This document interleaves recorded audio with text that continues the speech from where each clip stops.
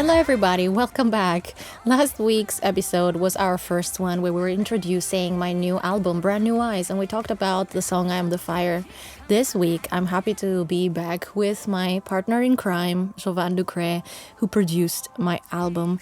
And we wanted to talk about the song River. And we hope that we dive into an interesting discussion once again today. And we hope that you join us. So sit back, grab something you like to drink or a snack, and let's have a talk. I hope everybody's doing good. How are you? I'm great, thank you. How are you? I'm good. I'm very, very good. It's been so interesting to go back almost like going down memory lane, looking into all of these different songs that we made to go into Brand New Eyes as a project. And I remember that there weren't really many songs. There were like these 6 or 7 songs, and maybe 1 or 2 got cut out. I remember there were a song called Midnight and Sunset. It didn't make it into this project. And there was another one called Get It All Along. And these were the more uplifting and upbeat songs, do you remember? And we, in the end, decided in favor to have like this very, very strong, upbeat, uplifting song. That would be River. Mm-hmm. And so I find it so interesting how this song got created. Yes, I remember also we sat down very intentionally to sort out the songs. Mm-hmm. So this is probably why not so many songs got cut out. We were like, so. Exactly. Because we had the theme of, was it of Brand New Eyes? Mm-hmm. I mean, I guess at first we kind of wanted to have a light EP, and then a dark EP would come. Because do you remember I had like a vast array of songs, and we were like, we can't put this in the same project. We need to separate it. You were coming with 30, 35 songs or something, and we were going through every song. Yes. And we were really listening to them, and we sorted them out there already. Mm-hmm. And then we ended up having 8 or something. I mean, probably the 6 that came out plus the 2 that you just mentioned. And we kind of produced them, and with the 2 we realized like maybe they're for another EP, because I guess there back was then yet another EP. Exactly, we were talking about 3 concepts, and we had like 35, 40 songs or something, and we had 1 light EP, 1 dark EP, and some other thing. 1 in between. Exactly, where we were like, this fits there, and this we can put in there. So we already sorted out the songs in a way that not so many songs got cut out in the end. Yes, I find it so interesting that when I brought to you the song River, it was as such a work in progress mode, where it was also, it had a very different rhythm. It was like this, almost like, do you know this Anastasia song, like Stupid Little Things? Probably. We start this with this like leading beat in the drums. That's kind of how I envisioned the song River in my head, and it had very much like these drums that jump in the water, very simple and whatever. And I brought it to you, and you were like, okay, I think we should go retro. And I was like, I don't even know what you mean, but whatever, go ahead. And how was the process for you of, first of all, layering? I remember that this song had quite a lot of layering in terms of like sound-scapes. How was that for you? Where did you start from? And so I remember this song also having 3 different versions or something, or 4 different versions. I guess we went there, and then we kind of threw everything out, and we had another version, and I sent it to you, and you were like, nah, that's not it. And then I went back, and then I guess we made a hybrid out of all of these versions. What is one of your most favorite elements that you put into this song? First of all, I have to bring back in mind what I actually put in there. But I guess there are so many percussions that you don't hear. There's so much behind the drums that you hear. There's, I guess there's like a drum line, snare marching thing, and then there's like a whole drum line arrangement with marching drums and stuff like that. Then we have also percussion elements coming left and right. Then we have the drums. The drums are also dubbed with electronic drums. I guess it's the percussion area. God, you're a drama. Not necessarily, because many songs I don't have that. I don't have like the percussions as my favorite thing. But I guess Here it has to be the percussion. I guess that's it, yes. Okay. I think in the end, for me, it's like these synths, but also it's this saxophone that we had endless fights over, that I wasn't so sure if I want to have this saxophone. And when I heard it, when you first put it into one of the demos, you were like, hey, I thought about putting the saxophone there. What do you think? And I remember still the day I had my headphones on. I heard it because you sent it to me. I opened it on my phone, and I was, and I was walking outside. I was going out in nature, and I almost freaked out. I was like, what the fuck is this he put inside into my song? It sounds I wanted to sit on the street and cry. I was so frustrated with it. And then I don't know, but it turns out it became one of my most favorite elements on the song. You apparently were hearing something that I couldn't hear in that moment, especially as the song was a little bit like in its raw form. I really couldn't see it coming together with that saxophone right smacked up in the middle of life always flows like a river. And there's like this saxophone on the back, and I'm like, what is this? So the saxophone and then the synths that are bumping all together, like in the chorus. And I have to say, the vocals, my vocals, the choirs, these choirs, they were there like from the get-go, like from the demo. The one thing that was for sure for me was where the vocals, where the choirs, where that would be. And these big choirs behind the chorus, that has to be like I guess bombastic. The choirs are actually the only thing that we also kept from the demo.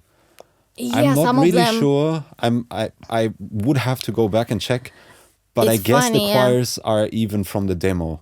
Yes, some of them are from the demo because actually River got recorded vocal-wise. It got recorded like 2 or 3 times. Yes. And we had different versions. And that's also interesting because I remember I bought a new microphone in the meantime. Yes. So I really upgraded the microphone, and I wanted to re-record everything with the new microphone. But then I was like, all of the choirs really. So the choirs are definitely recorded with the old microphone. The second recording we did, we actually thought that would be also an official recording. And yes, exactly. Afterwards, we had updated the microphone, and we're like, no, we need to do this again. And we kept, however, some of the various dubbings that we did for the lead vocals. And so dubbings for the lead vocals and some backings, some ad-libs as well, I think, that are very much like buried in the back of the mix. And that was very interesting to see how in the end, like there was like this pandesia, as we say, this bouquet of various different things jumping from demo to demo. Do you want to talk about lyrics of the song? Of course, I always want to talk about lyrics. Me, I have to ask you because I don't listen to lyrics usually. So. You don't listen to lyrics? Usually not. Yeah, that's bad, really bad. No, but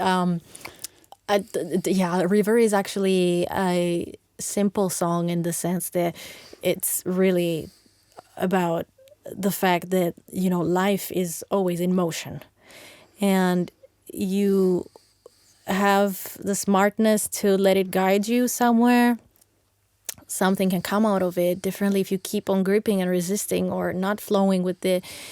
Either you're going to stagnate and in the process, you're probably going to suffer because I see life as this river. It's constantly trying to move you somewhere. And now imagine you have this guiding force that is life, and it's trying to move you somewhere, and you're like, trying to resist that. Good luck.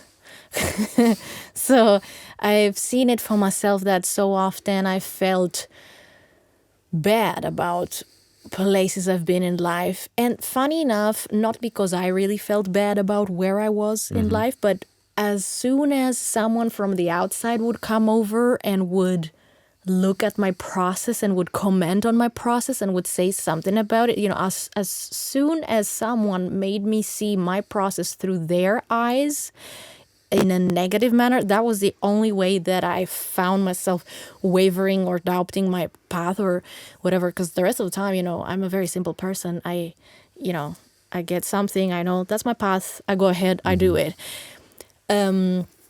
But I found there was a part in my adulthood where let's just say I was hanging with the wrong people again and again, and I didn't learn from it. And then I was hanging again with different people that were, however, equally incompatible. And I realized, oh my gosh, if I'm resisting where life is naturally trying to flow me to based on my gifts and my talents and where my value can really be appreciated and where I can really truly be of service with my gifts and not just have my gift be something like a nice little trophy that your friends can brag about or a nice little add-on or a nice little, you walk in the room and, you are someone that people can have an interesting conversation with. No, I'm like, my value is not that.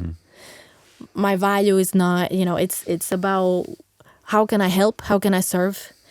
How can I, I hate the word, how can I make an impact? I feel like everybody's talking about it and nobody cares really about doing a lot of impact. But yes, Yes. how can I make an impact? Because I know that if I'm on my path and I'm being made by those around me to question that path, then I have never, not once in my 32 years of age, Paul, that's old, not once have I had the life show me that the path was wrong. Usually it was the people that were the wrong ones. And the path was the right one, and I should have kept at it.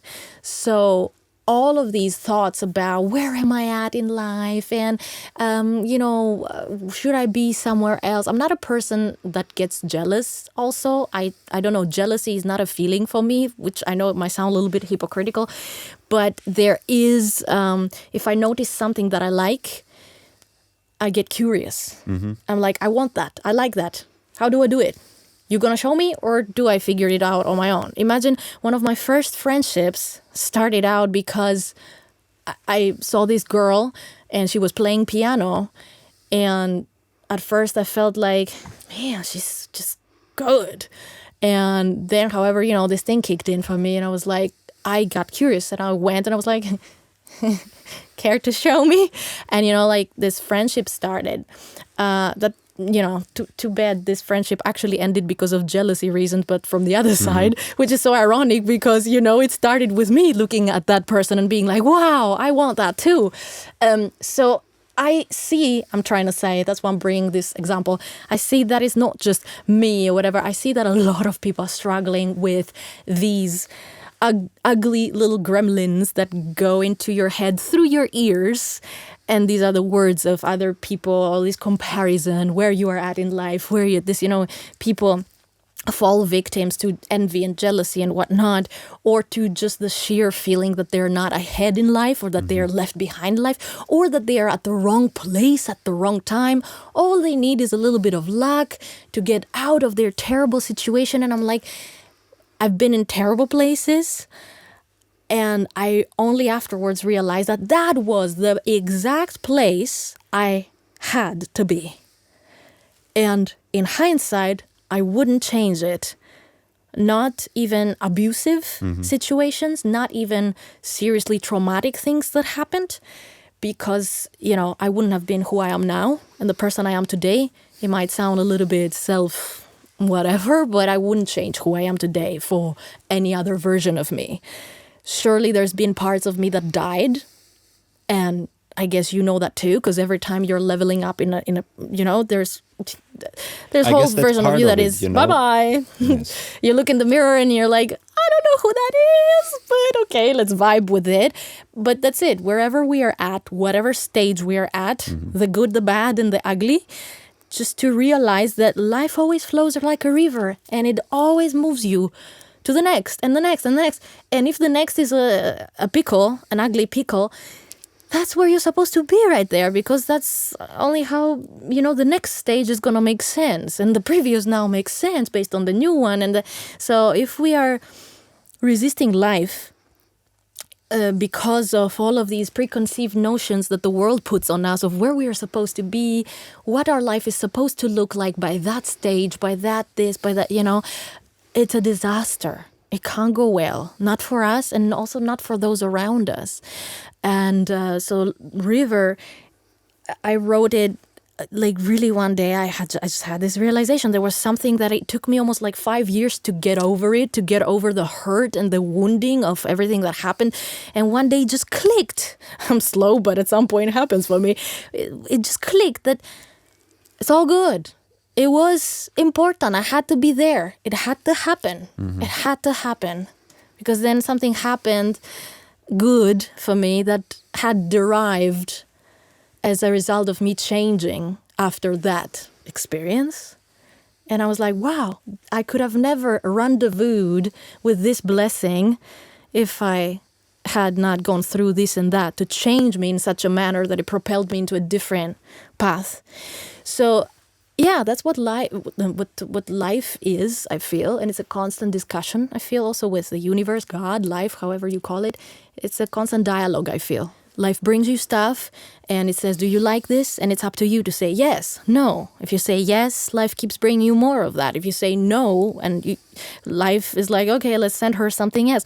And I feel like we say no by getting up and leaving from places that we don't see these things for us. A lot of times we can be stuck in places because we feel like this is what things are supposed to look like, or this is the right way to do things, or this and that. So River is very much a song about the celebration that life is. It's a celebration. It's a great thing. It's a good thing that life moves like that. Otherwise, there would be no change, no progress.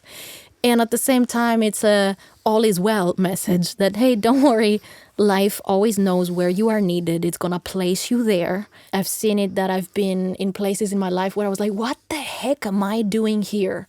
But looking in hindsight, maybe there were people there that through their interaction with me, they gained something very important, or through my interaction with them, I got something very important.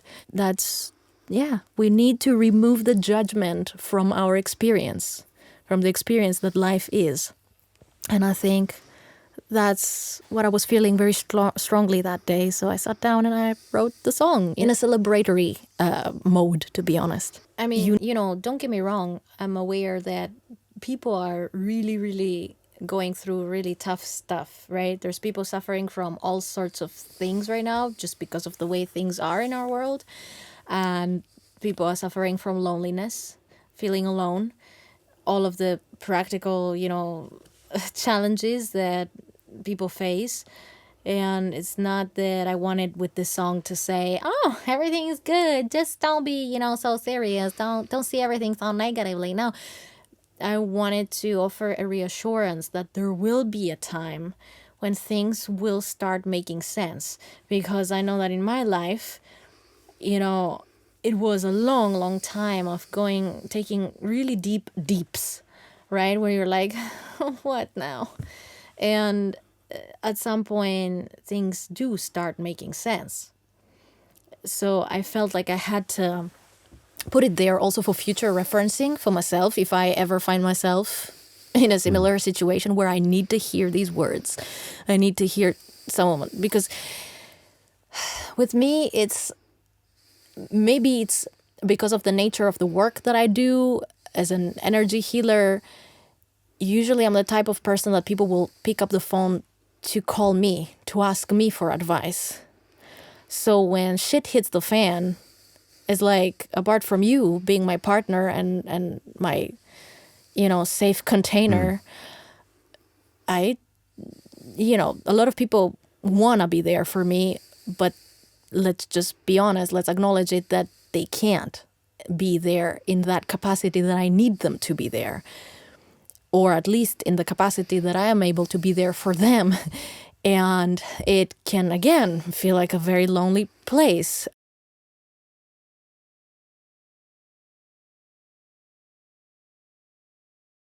That higher perspective is what I'm missing when I feel like I need to go to someone else. But also, I learned through that maybe it's best that I don't go to someone else. To just sit with my own resources. One of my own resources is music, is creativity, is creation, is song, lyrics. And so I wanted to put these words in a song for me and for others, because, a lot of people right now are learning to rely only on their own ability to self-soothe, to redirect, to regain, clarity and perspective and insight for themselves. A lot of people are grieving relationships ending. A lot of people are grieving relationships that were never there, but we thought they were there.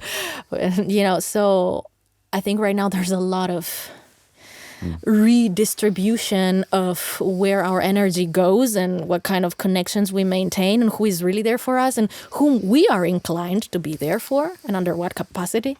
So it's not easy out there. It's not fun right now. And again, as an energy healer in my day-to-day work with my clients, I can tell you as much. And as a artist, as a songwriter, because I do wear these different hats. As a songwriter, I can use that gift to sprinkle a little bit of hope. Not out of a, utopian thing, but because I've been there. I've seen that, yes, there comes a point where it all makes sense and it clicks and you're like, oh, that's why I had to go through this and this and that. You know what I'm talking about, right? I absolutely know what you're talking about. And I guess also from if it happens once or twice, it's difficult to see. And the more it happens to you that shit hit the fence or that you're like, oh, shit, like what's going on right now? I don't know what to do. I don't know where to go. I don't know how to go there or whatever. If it just happens once or twice, you're always kind of getting lost. But if it happens all the time, and you don't really have the confidence in there. Like, am I really capable of pulling that off? Or will it make sense? Can I rise to the occasion? Exactly. And I understand myself from doing lots of things, like when we built the studio or whatever, and you're just taking a step, you're just taking action, and you're like, does it work out in the end? I don't know, but I'm anyways doing that. And in the end, the more you do this, the more confidence you get into in this uncertainty, in this, does it really work out in the end? But then you learn that just 2 years later, it will make sense. Yes. And if you have this impulse of doing that, and if you have an impulse of doing something, just follow the impulse, because there is a reason you have this impulse. So you gotta follow that, and when you follow that, it will make sense in the end. You just have to trust it, and you just have to do it. And you have to ask yourself also, to a certain point, is it my impulse, Because sometimes you're getting an impulse, but you just think it's yours, but it's like somebody else who's saying something, like maybe you should do this and that, and you're like, maybe I should do that, I should be doing this with my life. Exactly. And then you realize 2 years later also, I wasted my time. That was not the right thing. But then again, also this made sense, because this is guiding you then to where you want to go. Yeah. Exactly.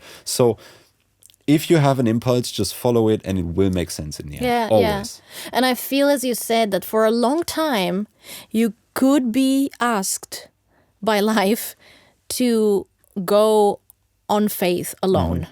Like no little sprinkles of confirmation or signs here and there to show you're on the right path. Also, when you look around, it could be that nobody is doing anything remotely close to what you're doing. And it's not an instant gratification, thing where it's like, I'm going to put this in. And I think, especially for us now, and I really don't know what kind of people, what kind of age demographics, whatever, could be watching this. But for me, being a millennial, basically, was born in 92.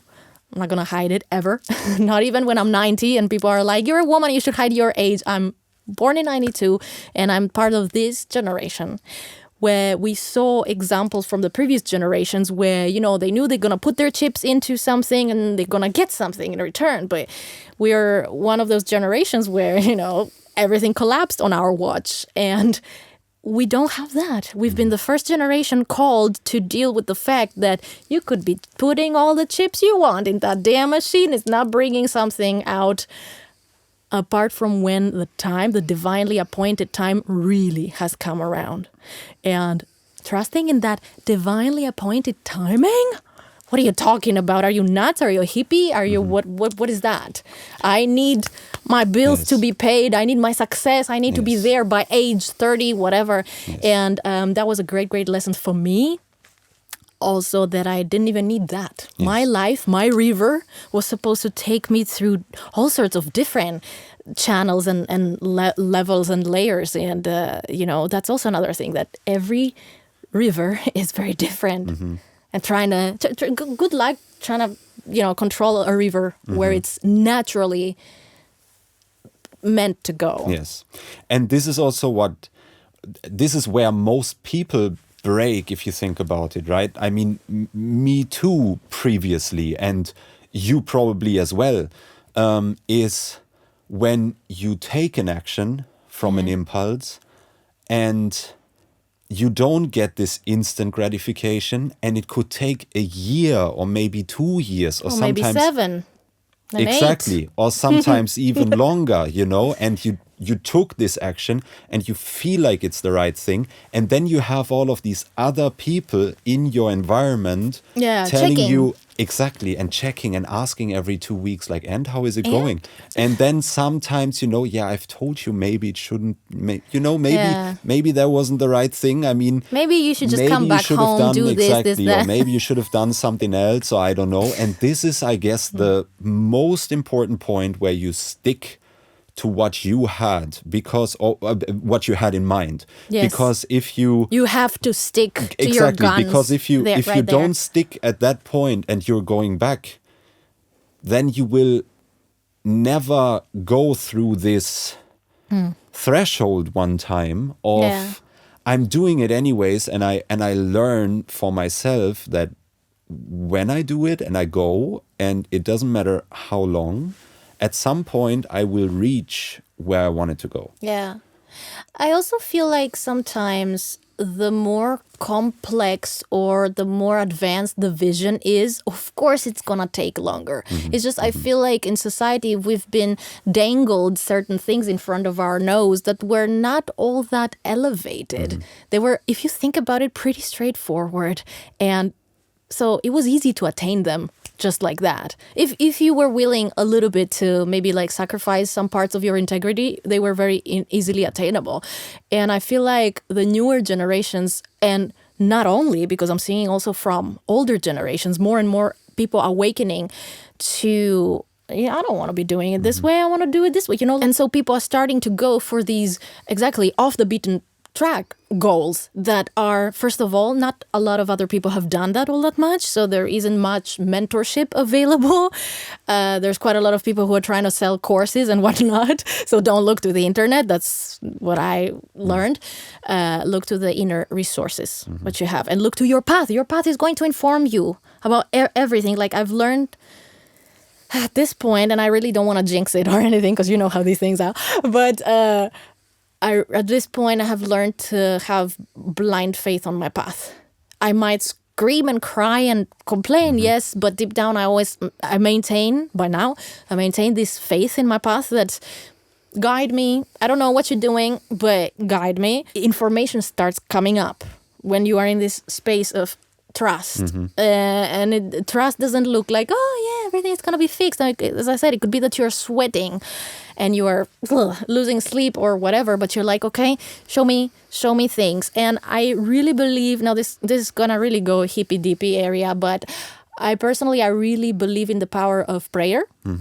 And prayer not as in, dear God, please do me that favor, but really just speaking to a higher power and asking for help, calling in for help. Just so simple, just saying, hey, listen, whoever up there, I have this and this issue, send help. Send me a peaceful resolution. Send assistance. I give permission for intervention. I believe in this very, very much. Because the process of each and every one of us is meant to be so organic.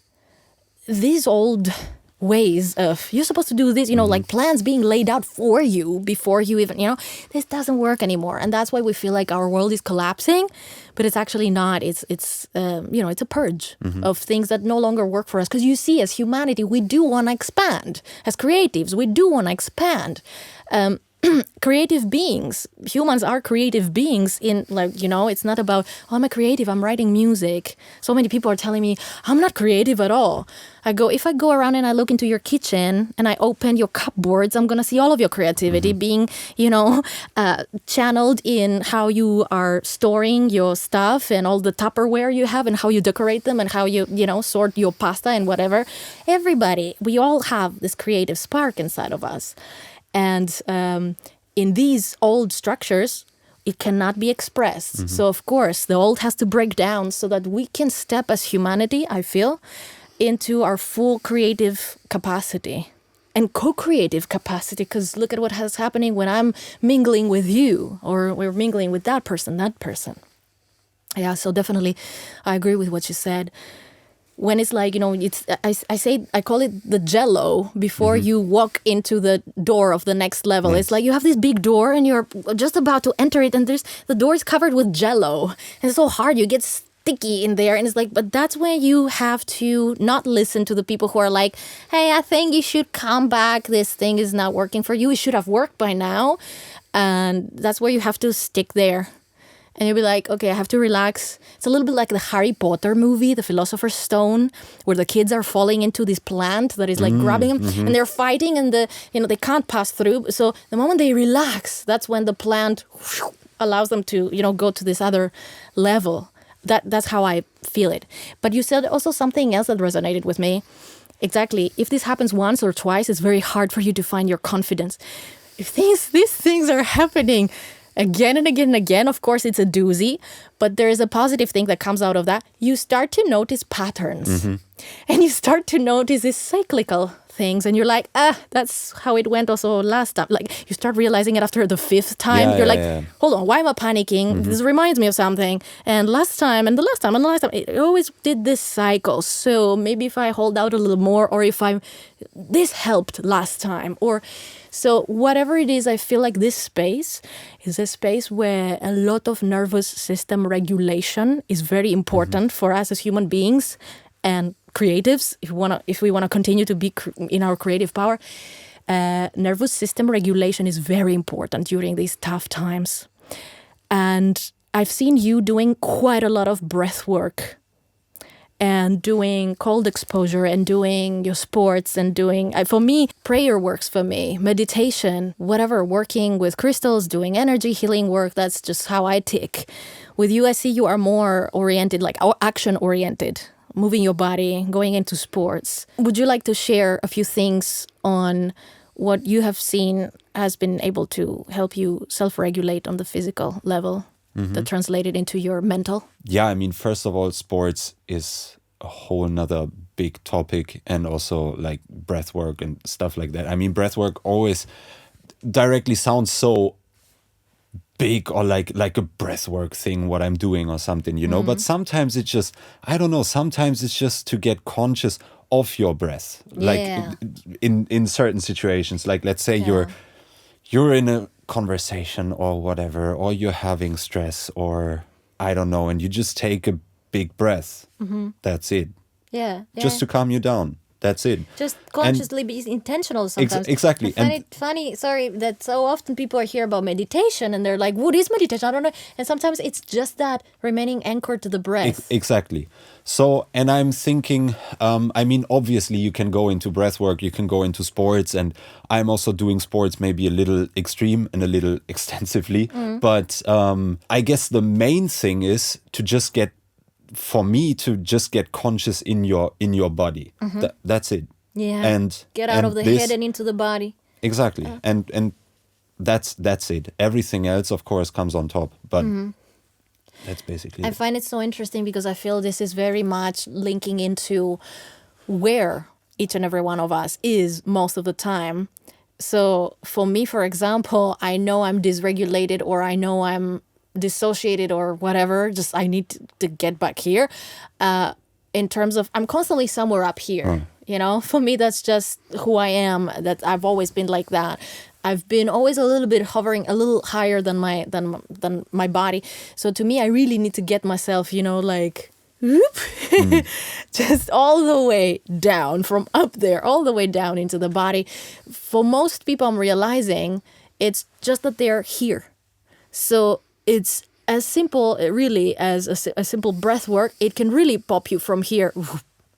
For me, I'm seeing that the gap is a little bigger, and things that challenge my physical body, they can actually, instead of pop me in, they can actually pop me even further out. So to me, I've noticed, because you say like sports for you works.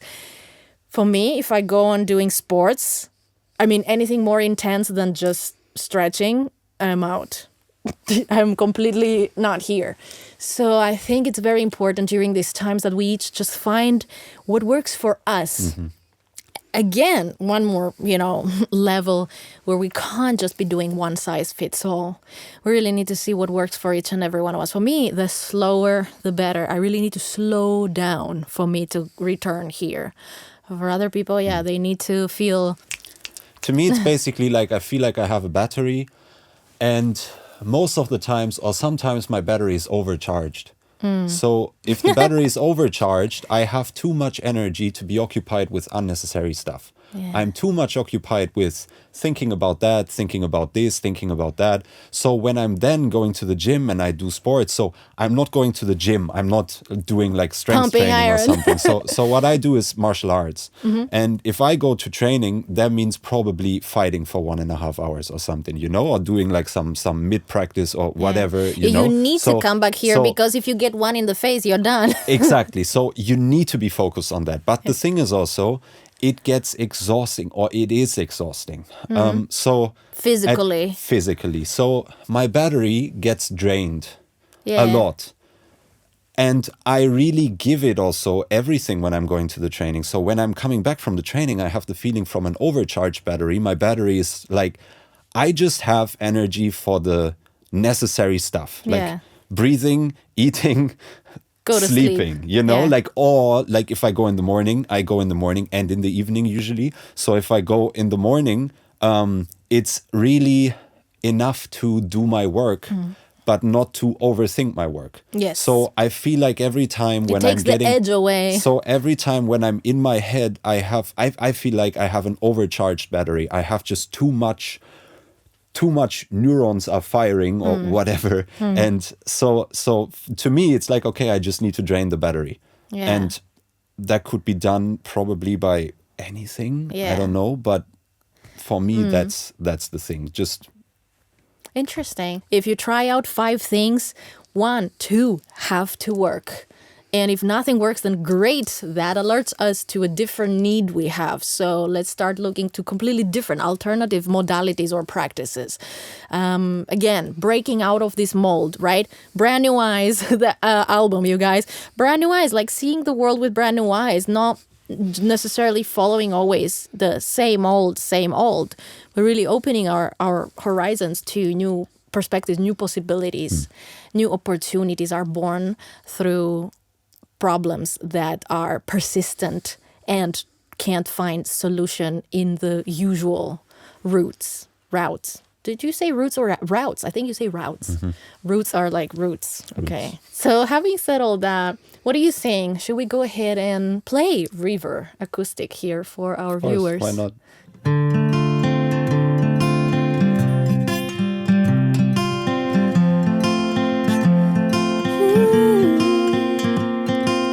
Jump in the water. You learned along the way to do each time while I record. You now breathe to the river. You know it is hypocrisy to say something you never see. Life only flows like a river, like a river. You're still biting. Think you're lost, but you know nothing. After dark, there's only lightning. After dark, you are the lightning. Light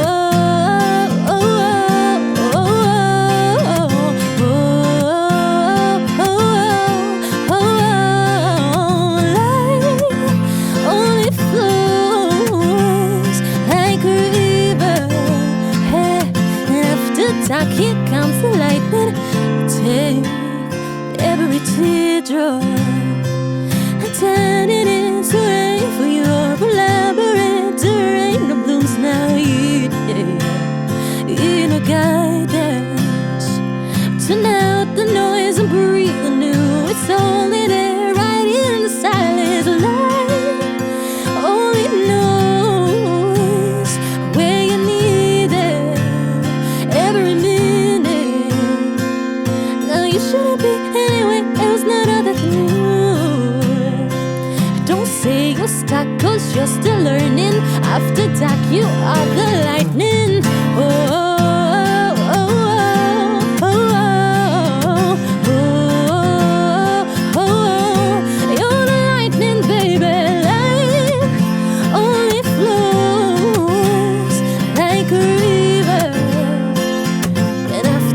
Here comes the lightning. Don't say you're stuck, 'cause you're still budding. Think you lost, but you know nothing. Don't say it, don't say it, yeah. Don't say you suck, 'cause you're still budding. Think you lost, but you know nothing. After dark, here comes the lightning. After dark, you are the lightning. Oh, oh, oh, oh, oh, yeah, yeah. Oh, oh, oh. Remember, you're the lightning, yeah, yeah, yeah. You always flows like a river. And after dark, here comes the lightning. Don't say you're stuck, 'cause you're still budding. Think you lost, but you know nothing. After dark, here comes the lightning. After dark, you are the lightning. Oh, oh, oh, oh, oh, oh. Don't say you're stuck, 'cause you're still budding. After dark, you are the lightning. Thank you. That was very nice. It makes me a little bit smiley when I think that the song has changed also a million titles, just as it had so many different versions. At first, it was called Thunder. Then it was called Lightning. And in the end, we decided to call it River. So, yeah, you guys, we hope that you enjoyed this talk that we had today and that you had some fun. And we hope to see you next time here on the Brand New Eyes podcast. From us, a wonderful, wonderful time ahead. We wish you much love and be safe, be well, be peaceful. And until next time.